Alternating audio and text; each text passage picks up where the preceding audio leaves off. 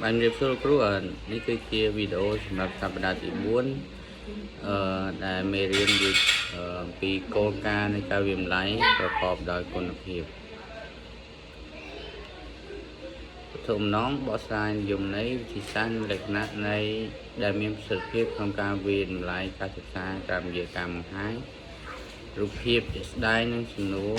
បំផុសរបស់គ្រូប្រទេសបានច្បាស់លាស់កំណត់វិធីសាស្ត្រវិម្លាយសម្រាប់ការសិក្សាមានដូចជាសកលភាពនិងភាពជឿជាក់ក្នុងការវិម្លាយភាពវិជ្ជមានសកលភាពនិងស្តង់ដារសម្រាប់ការវិម្លាយការសិក្សាបានត្រឹមត្រូវទម្លាប់វិម្លាយការសិក្សារបស់សិស្សប្រកបដោយគុណភាពនិងប្រសិទ្ធភាពនៅក្នុងមេរៀននេះមាន5មាតិកាដែលចាប់ផ្ដើមពីស្ទេផ្ដើមនិយមនៅប្រសិទ្ធភាពក្នុងការវិម្លាយការសិក្សាលក្ខណៈវិនិច្ឆ័យដែល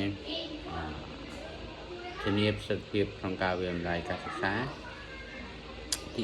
4បញ្ហាប្រឈមក្នុងដំណើរការនៃការធ្វើតេស្តនិងប្រឡងទី5ប្រសិទ្ធភាពក្នុងដំណើរការនៃការធ្វើតេស្តនិងប្រឡង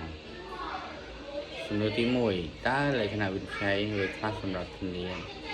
ការវិម្លាយការរៀនប្រកបដោយគុណភាពខ្ពស់ទី2យើងតាមបទពិសោធន៍របស់អ្នកតើវិធីសាស្ត្រវិម្លាយ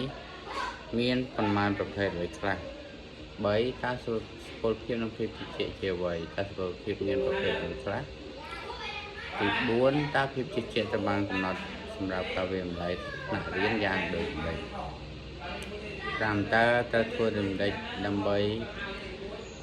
ប្រសើរឡើងនៅភាពជឿជាក់នៃការវិម្លាយក្នុងការរៀនទី6តើគ្រូអាចជៀសវាងការលំអៀងនិងរក្សាយុត្តិធម៌ក្នុងការវិម្លាយដោយរបៀបណាស្ទេផ្ដើមការវិម្លាយនៃការសិក្សាត្រូវបានប្រើដើម្បីវិនិច្ឆ័យលទ្ធផលរបស់សិស្សនិងការអនុវត្តរបស់សិស្សលទ្ធផលត្រូវបានប្រើដើម្បីកំណត់ពីចំណេញនិងខ្លឹមសារចំណេះដឹងដែលទទួលបាន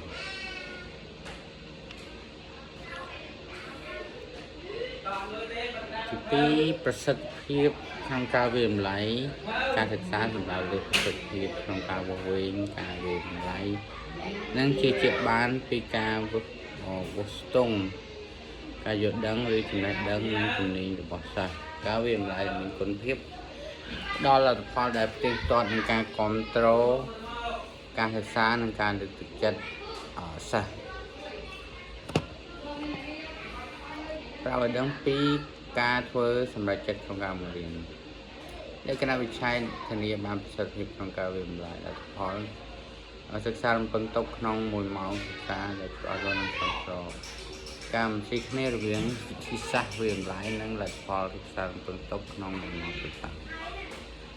សកលភាពជឿជាក់សកលភាពផលវិបាកវិជ្ជមានការអនុវត្តនិងប្រសិទ្ធភាព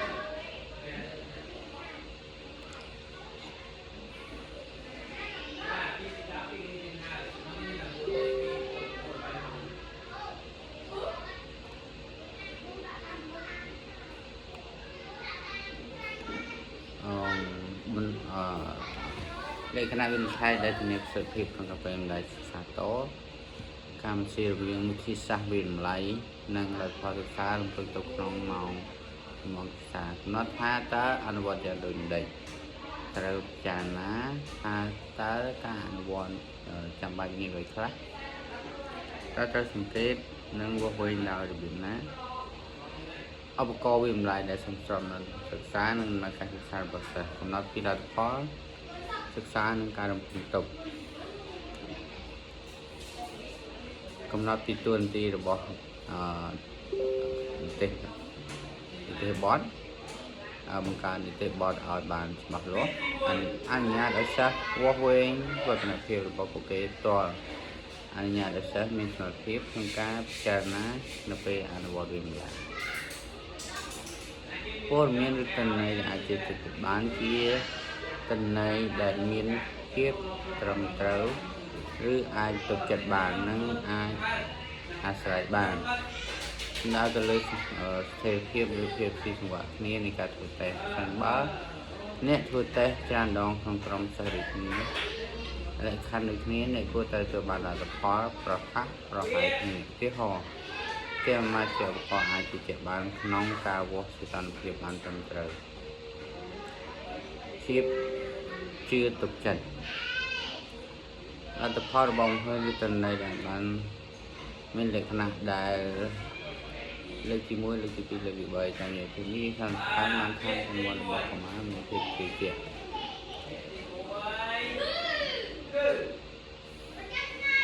ចំណុចនេះគឺมันអ្នកគិតថាអាចមានការបកប្រែខុសភាពជឿទុកចិត្ត reliability អាហ្នឹងដូចជាมันនិយាយពីជឿទុកចិត្តទេអាចនិយាយថាការទុកចិត្តបានព្រោះភាពជឿទុកចិត្តវាខុសពីការដែលជឿទុកចិត្តបាន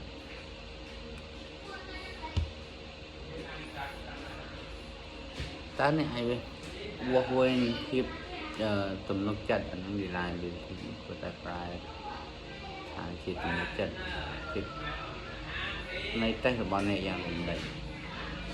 ឲ្យសិស្សធ្វើតេស្តដដែលលើកពី2ដងឡើងទៅទាំងនេះទំនាក់ទំនង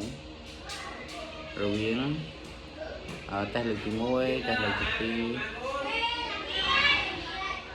តើអ្នកធ្វើដំណេកដើម្បីឲ្យតេស្តរបស់អ្នកកាន់តែមានភាពជឿជាក់បង្កើតសំណួរដែលមានលក្ខណៈចម្រុះពីរូបជ្រើសរើសបំពេញចន្លោះគ្រប់គ្រងឬសំណួរបើកដើម្បីគ្រប់គ្រងដល់គោលបំណងនៃការធ្វើតេស្តប្រើសំណួរឲ្យសមស្របទៅនឹងពេលវេលាបង្កើតឬកែសម្រួលវិធីក្នុងការឆ្លើយសំណួរ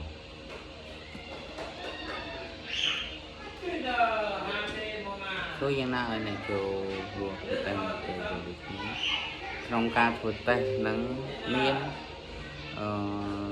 បរិស្ថានប្រហាក់ប្រហែលគ្នា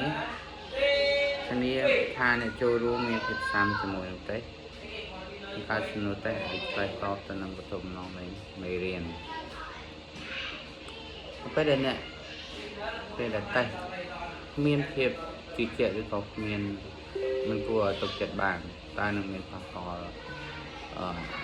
លអវិជ្ជមានដូចខ្លះកើតឡើងសិស្សដែលមករៀនរាល់ថ្ងៃដែលយកចិត្តទុកដាក់បំពេញកិច្ចការស្រាវជ្រាវនិងរៀបចំខ្លួនសម្រាប់ការវិនិច្ឆ័យអាចមិនទទួលបានពិន្ទុខ្ពស់ដោយសិស្សដែលมันបានត្រៀមខ្លួននិងធ្វើរឿងនេះដោយសារតែតេស្តមិនទាក់ទងទៅនឹងអ្វីដែលបានរៀន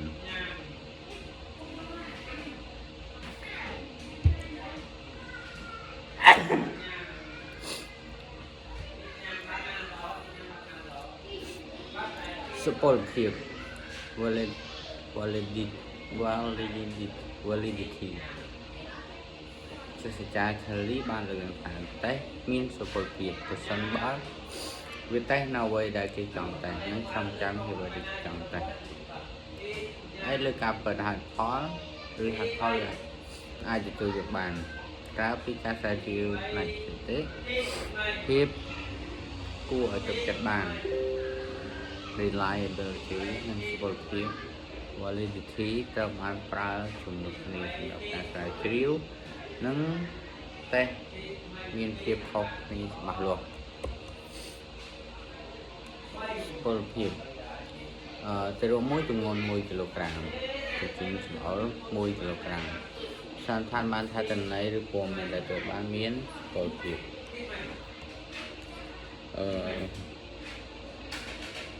អានេះគឺជាប្រែថាភាពត្រឹមត្រូវ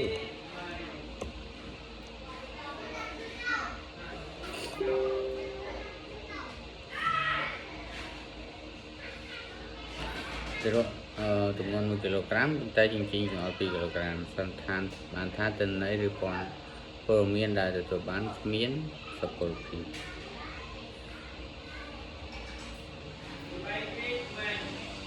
ទំនាក់ទំនងរវាងសុពលភាពនិងភាពជឿជាក់លក្ខណៈវិច័យមួយនៃការវិនិច្ឆ័យគឺសុពលភាពតែមានសុពលភាពសិនបើវាអាចយកវិញពីអ្វីដែលបានបន្ទុកទុកតែនឹងមានសុខភាពមានភាពជឿជាក់ផងដែរ